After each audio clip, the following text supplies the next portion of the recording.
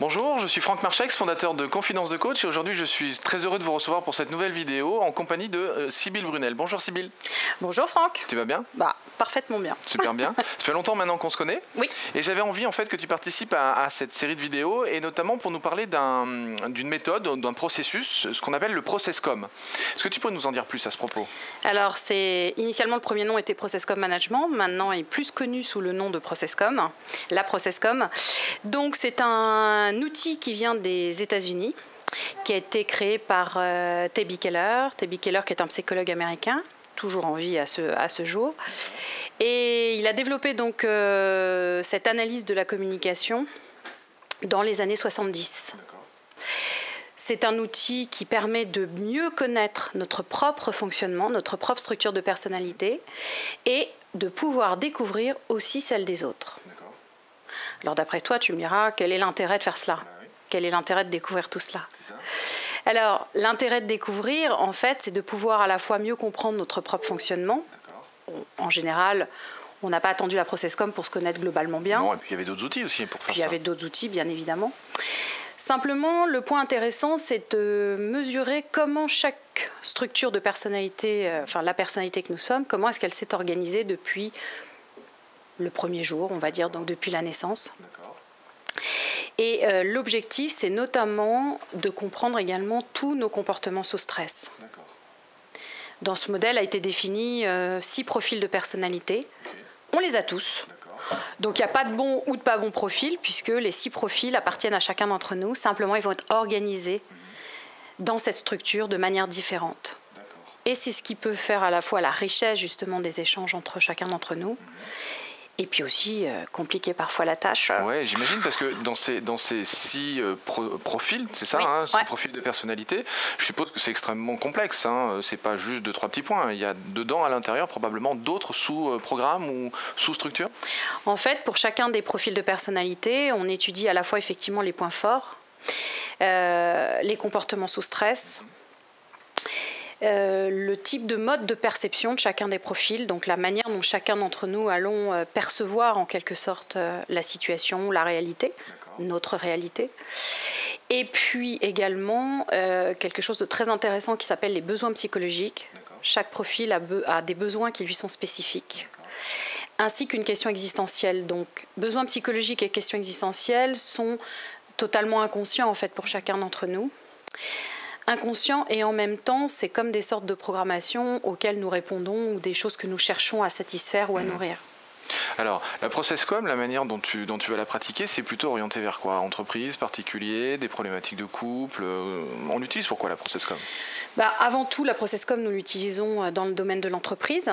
D'ailleurs, dans les années 70, enfin plutôt 70-75, T.B. Keller avait été contacté par la NASA, par le recruteur des astronautes de la NASA à l'époque, puisqu'il cherchait à constituer des équipes qui soient homogènes. Alors non pas des clones de profils qui se ressemblaient, mais au contraire de pouvoir trouver une richesse dans les différentes personnes. Dans les échanges et dans les interconnexions. Exactement. Et puis surtout, une fois, imagine, envoyé à des millions de kilomètres de la Terre, s'il y avait du stress, que les astronautes ne réagissent pas tous de la même façon. Donc en fait qu'il puisse y avoir un qui est capable de prendre du recul, un autre qui est capable de s'occuper des autres, voilà, en fonction des profils de personnalité. Donc l'idée c'est aussi de créer une sorte de nouvelle zone de créativité, le fait d'avoir ces différents échanges. Bien sûr. Après on peut l'utiliser, moi je l'utilise aussi dans le coaching individuel. Et puis également, puisque je suis aussi thérapeute familiale, dans la partie thérapie familiale maintenant, notamment sur la thérapie de couple, ce qui est particulièrement intéressant, puisque chaque personne peut découvrir, enfin chaque personne au sein du couple peut découvrir qu'est-ce qui peut créer des tensions et sur quel... Donc d'abord son profil, si j'ai bien compris, et ensuite dans ce profil, les différentes zones, notamment celles sous stress, qui vont faire que ça peut soit connecter, soit justement créer des bugs et des difficultés à l'intérieur du couple. Exactement. D'accord. Donc si on en est sur le couple, mais c'est pareil pour le fonctionnement d'une équipe. D'une équipe dans une entreprise ou dans une structure. Ou un manager vis-à-vis de son équipe, ou 2 managers entre eux. Aujourd'hui, des expériences que tu as menées au niveau de la ProcessCom, enfin en tout cas des commandes que tu as pu avoir au niveau de la ProcessCom, est-ce que tu as des exemples vraiment précis, tout en étant discret évidemment, mais des exemples précis d'amélioration grâce à cette méthode-là? Oui, tout à fait. Donc, dans les 6 profils que j'ai pas présentés, on a un profil qui s'appelle le profil empathique, qui est en anglais feeler, le profil persévérant qu'on appelle believer, puisque lui il est à base, il est très axé sur l'aspect conviction, opinion.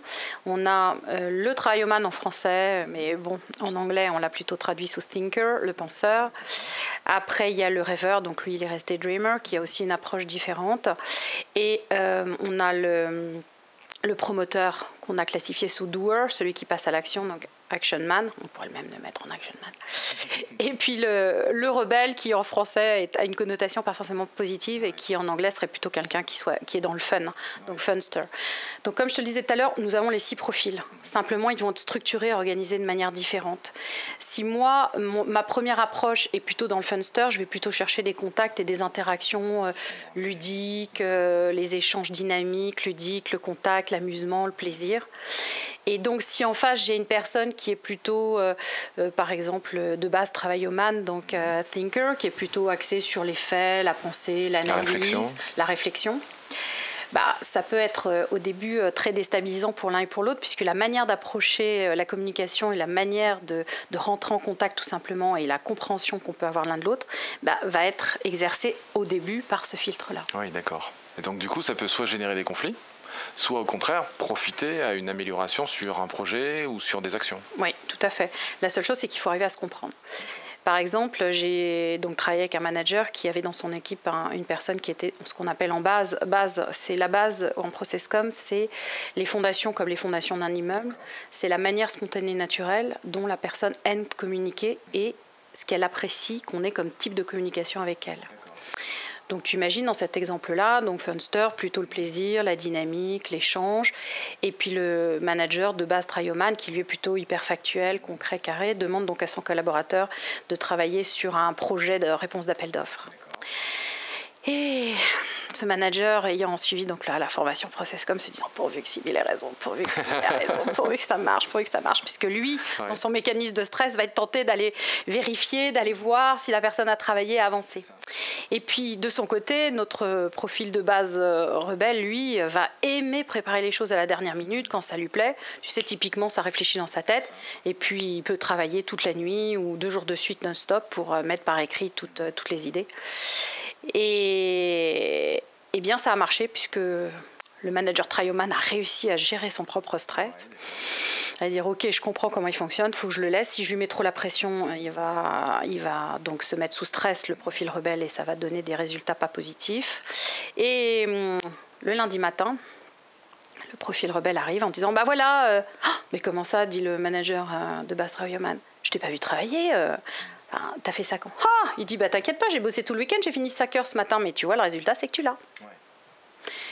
Et en fait, ça permet vraiment, en comprenant mieux le mode de fonctionnement et la manière dont chacun d'entre nous agissons. Fonctionne du coup. Ouais. Et bien du coup, ça permet notamment de gérer les comportements sous stress. Génial. Alors comment on découvre ce profil? Là aussi, il y a une structure très très précise? Oui, tout à fait. Donc il y a un questionnaire qui est établi. Qui va dans un centre de traitement. Donc, pour pouvoir passer le questionnaire, il faut s'adresser à un formateur ou à un coach certifié, puisque nous-mêmes, nous avons tout un cursus de certification. Ce cursus, d'ailleurs, se remet en question tous les 2 ans et revalidé, on va dire, tous les 2 ans. Et donc, ensuite, donc c'est payant, bien évidemment. C'est envoyé au centre de traitement et après, chacun reçoit sa structure de personnalité, donc avec les 6 profils de personnalité, organisé comme dans une forme un peu pyramidale. D'accord, donc en fait après c'est une sorte de pourcentage, de structure, oui, plutôt ci, plutôt ça, et donc en fait je suis plutôt dans ça ou plutôt dans ce type de profil-là. Oui, en fait pour aller un peu plus loin, la base c'est donc comme je te le disais, la manière dont j'aime que l'on me parle et spontanément la manière dont moi je communique. Et T.B. Keller s'était rendu compte que juste au-dessus, il y avait une partie de nous qui était le centre de motivation et de décision, qu'il a appelé donc la phase. Et tous les autres étages, donc tous les autres profils de personnalité sont comme de grandes ressources. Donc en fait, on va d'abord communiquer au niveau de la base, puis de la phase pour mettre la personne dans l'action et cette dynamique d'agir, ou voir comment elle prend ses décisions et son action. Et ensuite, on utilise, tu vois, pour rester dans la métaphore de l'immeuble dont je parlais tout à l'heure, on utilise le principe de l'ascenseur. Ok, et donc ça va te permettre de passer Okay. Par exemple, tu vois, si on reprend notre manager avec son collaborateur, le manager, pour s'adapter à son collaborateur qui est de base, donc Funster, rebelle, à ce moment-là, prend son assesseur pour aller chercher dans sa pyramide le niveau qui correspond à cet étage-là pour pouvoir aller chercher les ingrédients de ce profil-là. Et pouvoir ensuite le ramener dans sa communication pour s'adapter. C'est vraiment un super outil d'adaptation et de communication. Ça fait longtemps que tu m'en parles, hein, et c'est vraiment quelque chose. En même temps, on voit hein, que la ProcessCom elle est vraiment en train de se développer. Hein. Il y en a de plus en plus. Il y a beaucoup de formations. Il y a aussi beaucoup maintenant de demandes d'entreprises hein, qui ont vraiment envie de suivre ce processus de travail et d'évolution. Donc c'est vrai que c'est un outil qui est vraiment, d'abord, qui est vraiment puissant et en même temps qui est assez performant en termes de résultats. Tout à fait. Et puis ce qui est très intéressant, si tu veux, parce que des fois on ne sait pas comment gérer les comportements sous stress. Et l'intérêt, c'est qu'en comprenant mieux notre mode de fonctionnement, déjà d'anticiper sur nos propres zones de stress. Et tu sais, tout à l'heure, je te parlais des besoins psychologiques et de la question existentielle. Souvent, les sources de stress sont liées au fait que ces deux aspects-là ne soient pas satisfaits. Donc si nous, déjà, nous savons quels sont les zones qui vont être potentiellement difficiles. À ce moment-là, ça permet d'anticiper. Et en tous les cas, quand on se rend compte qu'on est sous stress, de pouvoir se dire, OK, je prends du recul. Et je sais pourquoi je suis sous stress. Voilà, qu'est-ce qui n'est pas satisfait, qu'est-ce qui n'est pas pris en compte, soit par moi-même, soit la personne qui est en communication avec moi. Et puis ensuite, ça permet aussi de pouvoir désamorcer ça donc, chez nos interlocuteurs. Et c'est quand même un outil puissant. Puisque tu sais comme moi que quand on est sous stress, on ne montre pas forcément le meilleur de nous-mêmes. Voilà, c'est ça. Ça peut inhiber l'action ou plein de choses intéressantes, en tous les cas la créativité. Ou la détruire complètement, ou la déstructurer. Donc c'est vrai que c'est, la zone de stress, c'est aujourd'hui la plus problématique hein, dans l'action et dans le fait même de la créativité. C'est là-dessus qu'il faut vraiment travailler. En tout cas, les demandes de coaching sont souvent très très orientées là-dessus. Tout à fait. Et puis ça permet du coup aussi, si on est sur un travail d'équipe, avec une équipe, de créer de la cohésion. De mieux se comprendre à l'intérieur plus vite, plus rapidement et de manière très pragmatique. Parce que c'est vraiment un outil très, très concret, très pragmatique, subtil et en même temps concret. Super. Merci Sybille. Donc tu passes bientôt ton profil. C'est ça. Promis, mais je crois que je me suis déjà trouvé dans ce que tu m'as cité et toi qui me connais bien, je crois que tu sais lequel je suis. Enfin, t'es tout ça, tu te rappelles tous les ingrédients. Tout, mais je sais dans quoi le pourcentage est en train de passer au-dessus.